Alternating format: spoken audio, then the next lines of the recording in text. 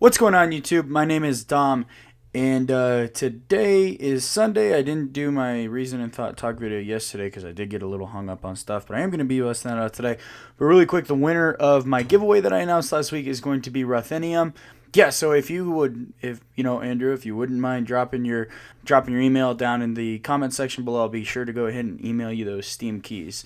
Anyway, so today I wanted to talk to you guys about escapism in gaming because I feel that the two are they're pretty related when it comes down to it.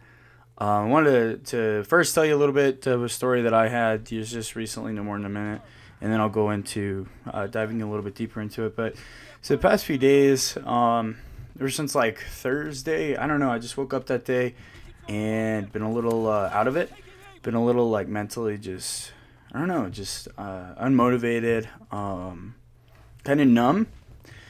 And this happens every once in a while. You know, it's not like this is the first time that I've had this experience, but I think a lot of people have this experience too.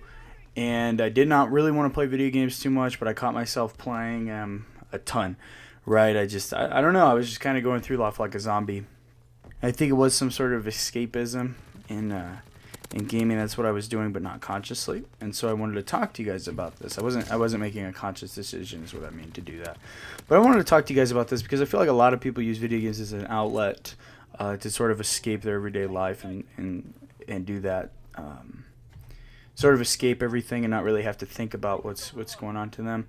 So yeah, I mean, I was mainly feeling depressed, or well, not necessarily depressed, but downtrodden, or going to do something out of habit and getting caught in it kind of unknowingly, just sort of mind numbing like a zombie. And you're not really sure what makes you feel that way at first, just kind of going through the motions and unmotivated to do the things that you normally do. I mean, if you sort of stay caught up in this, right? If you stay caught up in this emotion, it becomes kind of chronic for you. Then it is, it sort of loosely defines depression. And it can be somewhat habitual. I mean, pretty much all of your thoughts and all of your actions and everything are habitual, and they're not really your fault when you get down to it. If you get caught up in this, you get caught up in sort of this path. It's not really your fault. You can't really control what thoughts pop into your mind and what options appear to you. When you're making a decision, and that's exactly why I'm making this video. Because maybe if you listen to this video next time this happens to you, or maybe this happens to you all the time. Maybe it's happening to you right now. This thought will pop into your head because you watch this video. Maybe it can change your thought process just a little bit. But oftentimes I do see video games, they are used as this sort of escapism, which is fine, sometimes, unless it's chronic. Escaping reality can sometimes be a good thing. You do get lost in fantasy worlds, I know, like I did with Skyrim and The Witcher 3 and Fallout and all that good stuff. And it's when we stay in that sort of realm that it really becomes a problem. Now, as my recent experience has showed me, escapism is oftentimes a way of just distracting your brain, so you don't actually think about what's going on in your life. When a bad emotion or something that pops into your head, you say, hey, let me do this, let me do that. You don't stay bored for very long. You really do stay active, even though you're really mind numbed, or you're just shutting off your thoughts. You're not really thinking about anything. You know what I mean? If you ever feel numb like this, and I believe a lot of people have had these experiences that are similar to mine, the thing that I found the best way to move past and to kind of get over it is boredom, and just being alone and being bored. Now, you can sit there and you could stare at a wall, and I know I've had this, I've been at work and I'm just kind of sitting there staring, not really doing anything. Now, you can do that and it doesn't really solve any issues, but you stay bored and stay alone long enough, eventually your brain, since you are your brain, you are your mind, that shit's going to pop up. And if something's really bothering you deep down, that is a part of you, and it is going to come to light. And eventually those emotions are going to get shown.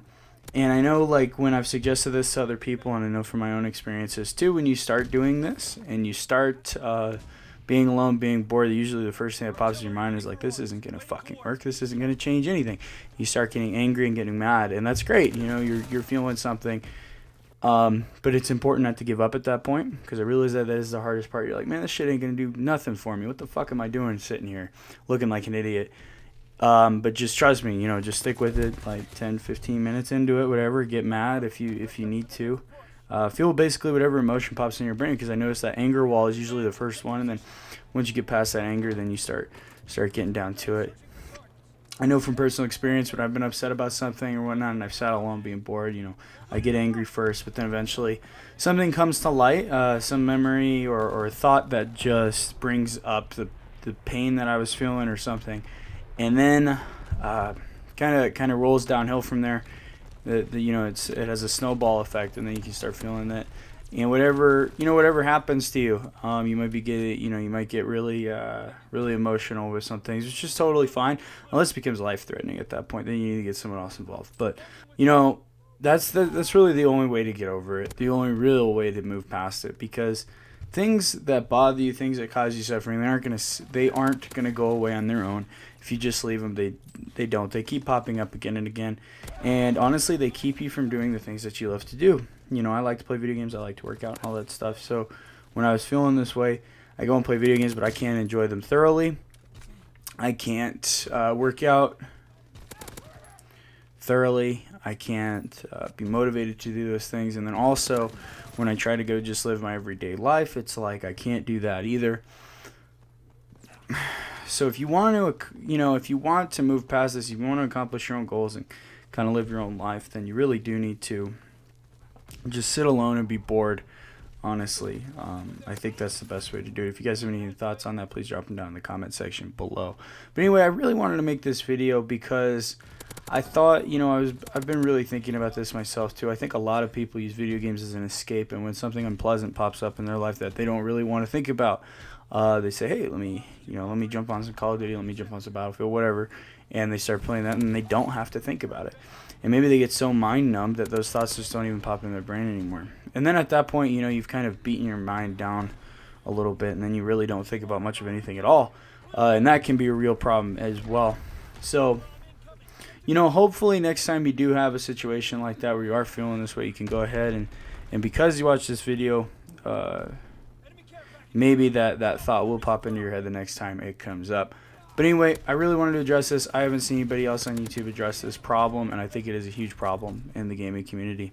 But thank you guys for watching if you did make it this far, and if you are new, make sure you subscribe so you can keep up to date. So you can keep up to date on all my future content. But anyway, thank you guys so much, and I will see you in the next video.